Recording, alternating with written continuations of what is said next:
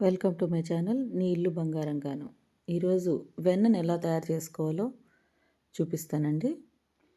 నేను ప్రతిరోజు పాల మీద మీగడ, పెరుగు మీద మీగడ మొత్తం తీసి ఒక ప్లాస్టిక్ డబ్బాలో వేసి ఫ్రీజర్లో ఉంచేసుకుంటానండి.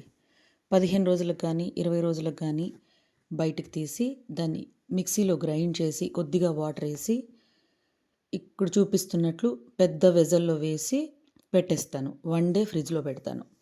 ఆ తర్వాత ఏం చేస్తానంటే ఇలా చూడండి, దీంట్లో పైన తేలుతుంది కదా, ఆ వెన్న మొత్తము ఒక బౌల్లోని వాటర్లో వేసుకొని బాగా పిసికి కడిగితే దాంట్లో మీగడ పలుకులు ఏదన్నా ఉంటే కిందకి వెళ్ళిపోతాయి, మజ్జిగంతా కిందకి వెళ్ళిపోతుంది. ఇలా వెన్న మాత్రం సపరేట్ అయిపోతుంది, పైన తేలాడుతుంది అనమాట. ఆ వెన్నను బాగా తీసుకొని ఇంకొక వెజల్లోని వాటర్లో, క్లియర్ వాటర్లో వేసి 2-3 టైమ్స్ కడుగుతూ ఉండాలండి. ఇప్పుడు చూడండి, ఈ వాటర్లో కొద్దిగా మజ్జిగ ట్రేసెస్ ఇంకా ఉన్నాయి. ఇప్పుడు నెక్స్ట్ బౌల్ పెట్టాను కదా, ఆ రైట్ సైడ్, ఈ వాటర్ క్లియర్గా ఉంది. అలా 3 టైమ్స్ కాదు, 4 టైమ్స్ కాదు, మీకు ఇలా క్లియర్ వాటర్ వచ్చేంత వరకు మనం వెన్నని కడుగుతూనే ఉండాలి.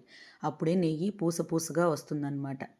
ఇది మొత్తం క్లియర్ వాటర్ వచ్చిన తర్వాత దానిలో వాటర్ కంటెంట్ అంతా వెళ్ళిపోయేంత వరకు మనం అలా ఉండకడుతూ ఒక ప్లాస్టిక్ కంటైనర్లో వేసి మొత్తం వెన్నని అలా ఒక బాక్స్లో వేసుకొని మనము ఫ్రిడ్జ్లో పెట్టుకుంటే దాన్ని వైట్ బటర్గా వాడుకోవచ్చు, దాన్నే కరగబెట్టుకుంటే నెయ్యిగా వాడుకోవచ్చు.